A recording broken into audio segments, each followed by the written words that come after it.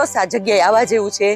બહુ જ સરસ છે. ખાલી 4.5 કિલોમીટરના જ છે પરિક્રમા અને આપણને જતીપુરામાં ગિરિરાજજીમાં કરતા હોય એવો જ ભાવ થશે. તો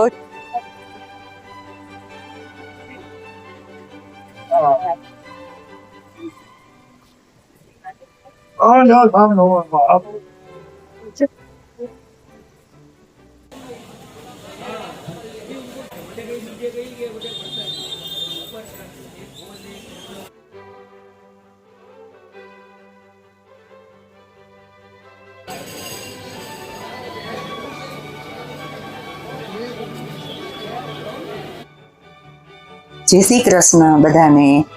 સ્વાગત છે ફરી એકવાર તમારા બધાનું અમારી યુટ્યુબ જર્નીમાં. આજે આપણી જર્ની રાજસ્થાન નાથદ્વારા પણ વંદે ભારતમાં અમદાવાદ થઈને જાશું. તો તમે વિડીયોમાં જોડાયેલા રહેજો. અમે તમને સંપૂર્ણ બધી માહિતી આપશું, દર્શન કરાવશું. તો પછી અમે અમદાવાદથી નાથદ્વારા બસમાં ગયા પછી, અને આ દશેરાનો દિવસ છે, 2 ઓક્ટોબર છે, તો ત્યાં પહોંચી અને તમને બધું બતાવવાની કોશિશ કરશું. પહેલી વાર તમે મારો વિડીયો જોતા હોય તો સબસ્ક્રાઇબ જરૂર કરજો, લાઈક કરજો, અને નવા સબસ્ક્રાઈબરનો બધાનો ખૂબ ખૂબ આભાર. આવી જ રીતે વિડીયો જોતા રહેજો.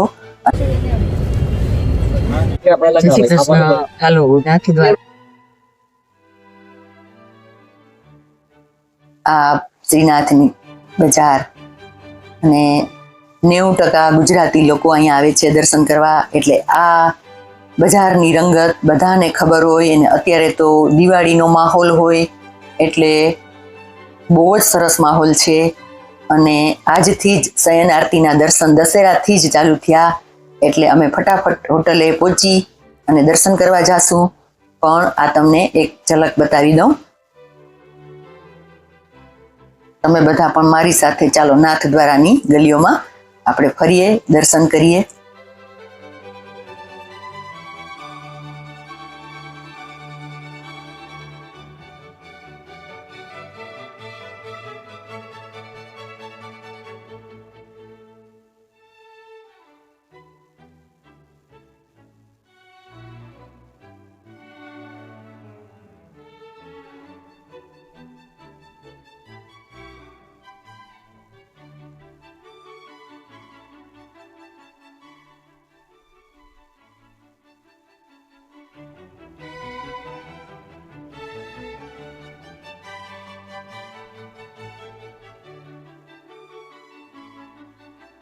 જો કેવા સુંદર રૂપાળા મજાના મુખારવિંદ છે.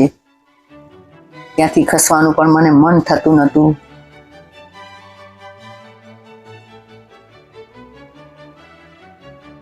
અને અમે ઉતર્યા છીએ વલ્લભ દર્શન હોટલ. વલ્લભ દર્શન છે જે મંદિરથી તદ્દન નજીક છે અને બધી સુવિધા છે. તો આપણે થોડોક એ વિડીયો પણ તમને બતાવીએ. જો આ શેરી છે અંદર, ત્યાંથી પણ આવશે, અને બીજી બાજુ આ જે બેન્ચીસ છે બેસવાની, ત્યાંથી પણ એક ટૂંકો રસ્તો છે મંદિર જવાનો. તો તમને થોડોક રૂમનો પણ નજારો પણ બતાવી દઉં.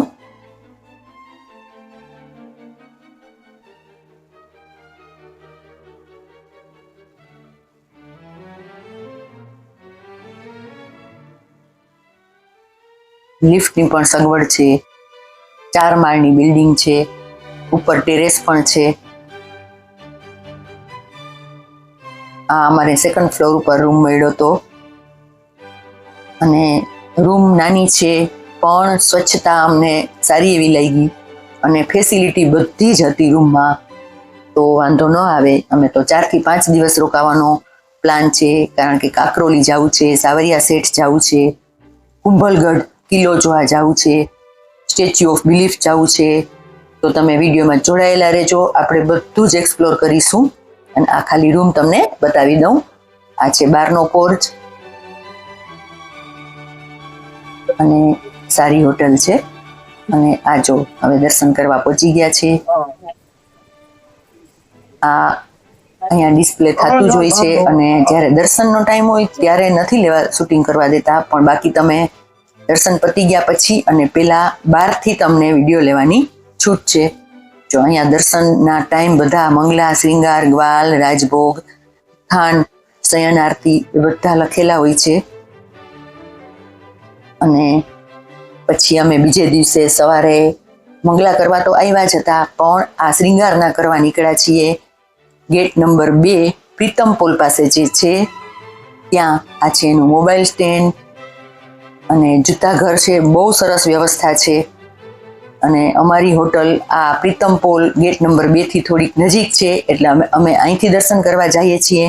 અને અમે 2 સિનિયર સિટીઝન છીએ, તો અહીંયા સિનિયર સિટીઝનની લાઈન પણ હોય છે, તો ત્યાંથી આપણે દર્શન કરવું સારું રહે છે. વ્યવસ્થા બહુ જ સરસ છે.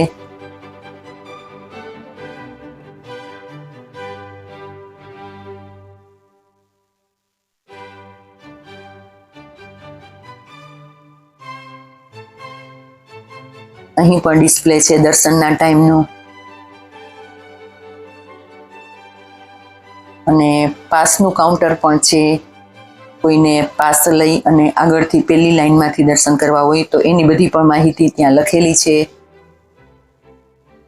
અને અહીં જો બેઠકજીનું છે, મંદિરનું છે, બધું લખેલું છે. આ દ્વારકાધીશજીનું મંદિર મને પણ નથી ખબર. હું હર વર્ષે નાથ દ્વારા આવું છું, પણ આ પહેલી વાર જ મને ખ્યાલ આવ્યો કે રસ્તામાં આના દ્વારકાધીશનું મંદિર પણ છે. પણ ત્યાં અંદર વિડીયો ફોટો લેવાની ના પાડી, એટલે આપણે બહારથી થોડુંક બતાવીએ. તમે લોકો પણ નાથ દ્વારા આવતા હોય અને આ મંદિર વિશે ખ્યાલ ન હોય, કાકરોલી દ્વારા સંચાલિત છે, તો એકવાર અવશ્ય દર્શન કરવા આવજો. ત્યાં પણ બહુ સુંદર દર્શન છે. પણ અમને ના પાડી એટલે પછી અમે ફોટોગ્રાફી અંદર નથી કરી.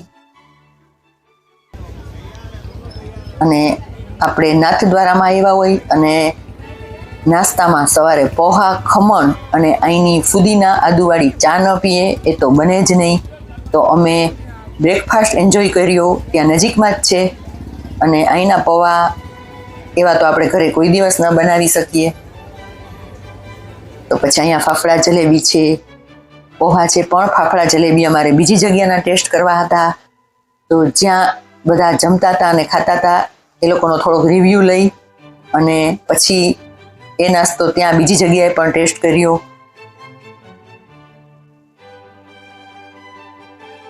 જો આ આપણી સામે જ ગરમા ગરમ બનાવતા હોય. અને નાથ દ્વારા દર્શનની મજા તો છે જ, એનો તો અલૌકિક આનંદ છે જ, પણ આ મજા પણ અલગ જ છે. અને પછી અમે ગ્વાલના દર્શન કર્યા, રાજભોગના દર્શન કરી લીધા, થોડોક આરામ કરી અને પછી પાછા બપોરે લંચ લેવા માટે મહારાજા ડાઇનિંગ હોલ છે ત્યાં આવ્યા છીએ. અમે ઘણી જગ્યાએ ટ્રાય કરી, વલ્ભામાં, ગોપાલકૃષ્ણમાં, બધે સારું હોય છે, પણ અમને સૌથી વધારે મહારાજામાં બપોરનું જમવાનું વધારે પસંદ આવ્યું. તો ત્યાં એ દિવસે શ્રીખંડ, બટેટાવડા, બાકી રૂટીન દાળ ભાત શાક રોટલી, અને તમને રેગ્યુલર થાળી તો હોય છે, પણ તમને જૈન પણ બનાવી દે છે. તો એ પણ બહુ શુદ્ધ અને સાત્વિક છે. અને નાથદ્વારામાં આવ્યા હોય અને ઠાકોરજી માટે શ્રૃંગાર વસ્ત્રની ખરીદી ના કરીએ એવું તો બને જ નહીં. થોડું ઘણું શોપિંગ કરવાનું હતું, પછી અમે બજાર કરવા નીકળ્યા. તો એ પણ તમને ફરી પાછો બજારનો માહોલ બતાવું.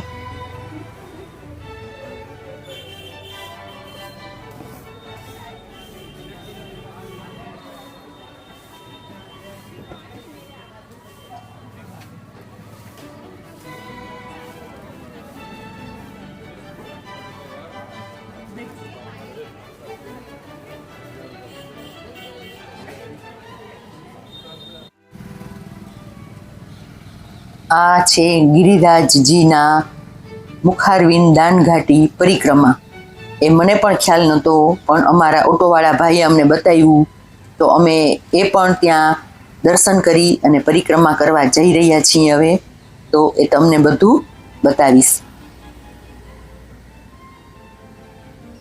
અહીંથી આપણે પરિક્રમા શરૂ કરવાની છે અને 4.5 કિલોમીટરની પરિક્રમા છે. અને જો અહીંયા રાખેલા છે શિલાલેખ.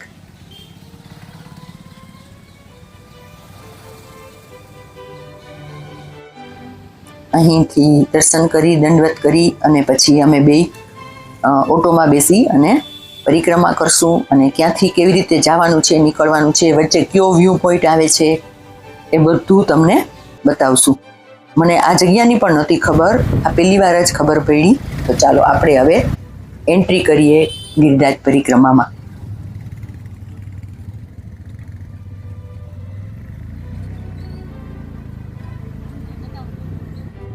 તો અહીં પણ બોર્ડ મારેલું જ છે, ગિરિરાજ પર્વત મંદિર મંડળ, નાથદ્વારા મંદિર મંડળનું જ છે આ બધું.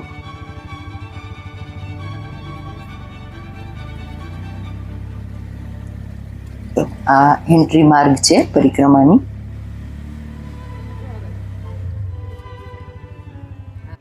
આ રોડ ઉપર દેખાડે અહીંયા જ્યાં પણ બધું આમ બધું બતાવીશ. આ ગિરિરાજજીની પરિક્રમા માર્ગ નાથ દ્વારા.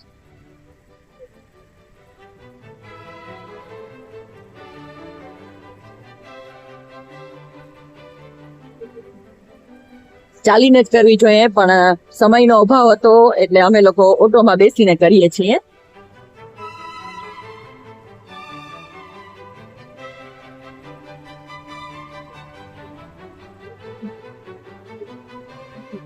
બહુ સરસ જગ્યા છે, બહુ શાંતિ ફીલ થાય છે, એકદમ પોઝિટિવ વાઇબ્સ છે.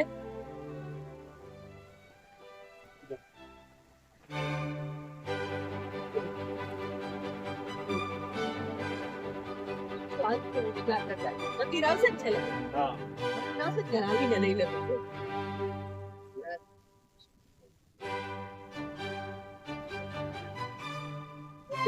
જઈશવાની છે જો.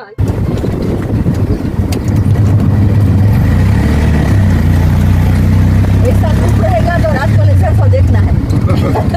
धूप रहेगा तो ये भी पूरा करना ही है.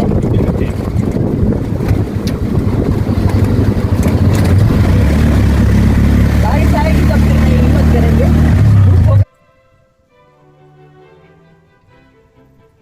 बहुत सरस છે ભાઈ, કેવી શાંતિ જગ્યા છે. હનુમાનજી નો મંદિર બન્યા કરે 108 ફીટ ઊંચો પર્વત ની ઉપર. હા હા, એ આવશે ને આપણે રસ્તામાં? નહીં, આપણે રસ્તામાં પણ ઉપર જવું પડે એટલે પગથિયા તો છે ને? પગથિયા છે તો બહુ વાર લાગી જાય કઈ. હા, એટલે એ તો દૂરથી તો લઈ શકીએ ને આપણે. હા, રાજવાડામાં ફરવાનું ઘણું છે. આ બન્યા પછી બહુ તકલીફ નથી રહી. હા, બપોર પછી વધી જાય એમ ને? અમે તો એટલે જ બને તો વહેલા નીકળી ગયા તમારે. પણ પરિક્રમા સવારમાં જ કરે. સવારે જ કરાય. હા, હા, સાંજે સવારમાં. આ હનુમાનજીની પ્રતિમાનું કન્સ્ટ્રક્શન ચાલુ છે. 108 ફૂટની આ પ્રતિમા છે, એને અત્યારે કન્સ્ટ્રક્શન કામ ચાલુ છે. અને આ પરિક્રમા માર્ગ જે અમે ગિરિરાજજીની કરી રહ્યા છીએ એ 4.5 કિલોમીટરની છે. તો 108 ફૂટની આ પરિક્રમાના કન્સ્ટ્રક્શનના એવો ભાવ કરીને કે હનુમાનજીની મૂર્તિ છે એવો ભાવ કરીને આપણે પરિક્રમામાં આગળ વધીએ 4.5 કિલોમીટર. અહીંયા વ્યૂ પોઈન્ટ છે રસ્તામાં એક.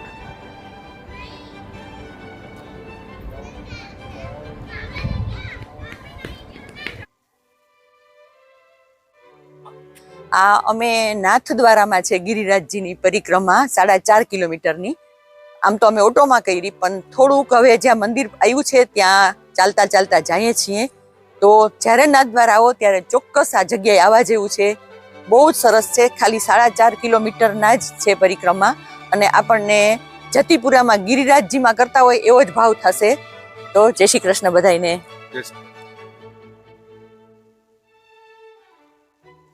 આ રસ્તામાં આપણે પરિક્રમા કરીએ ત્યારે જો આ હનુમાનજીની ડેરી આવે છે, એટલે અહીં દર્શન કરવાનો તો આનંદ આવે જ છે, પણ આજુબાજુનો વ્યૂ જોવા માટે, ફોટોગ્રાફી અને વિડીયોગ્રાફી કરવા માટે સ્પેશિયલ અહીંયા માણસો આવે છે. પરિક્રમા પણ થઈ જાય, દર્શન થઈ જાય, અને આ વ્યૂ જોઈ લો ખાલી. એટલો સરસ વ્યૂ છે. આ સ્ટેચ્યુ ઓફ બિલીફ અહીંથી દર્શન થાય છે. અહીં તળાવ છે અને આજુબાજુ અરાવલીની પર્વતમાળા અને ગ્રીનરી. અને આ વખતે તો રાજસ્થાનમાં વરસાદ પણ ખૂબ પડ્યો છે, તો બહુ જ સુંદર વાતાવરણ છે. ચારે બાજુ ખૂબ લીલોતરી છે, અને અહીંથી બહુ સરસ ફોટોગ્રાફી, વિડીયોગ્રાફી થઈ. હવે અમે પરિક્રમા પૂરી કરીને બહાર નીકળશું.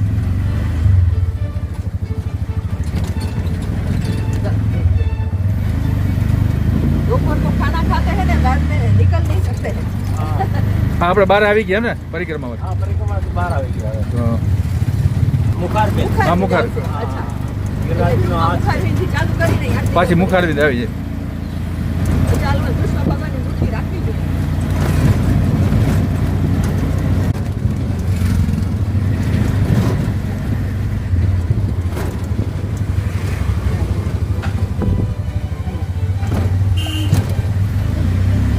એક મિનિટ આનો ફોટો લઈ લો પાછા એમ કે અહીંયા આવ્યા.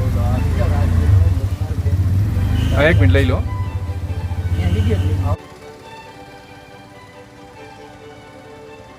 હવે હું આ વિડીયોને અહીં વિરામ આપવા જઈ રહી છું. વિડીયો જો તમને બધાને પસંદ આવ્યો હોય તો એક લાઈક જરૂરથી આપજો. મળીશું ફરી નવા વિડીયોમાં. ત્યાં સુધી સર્વે વલ્લભી વૈષ્ણવોને જય શ્રી કૃષ્ણ. આવજો.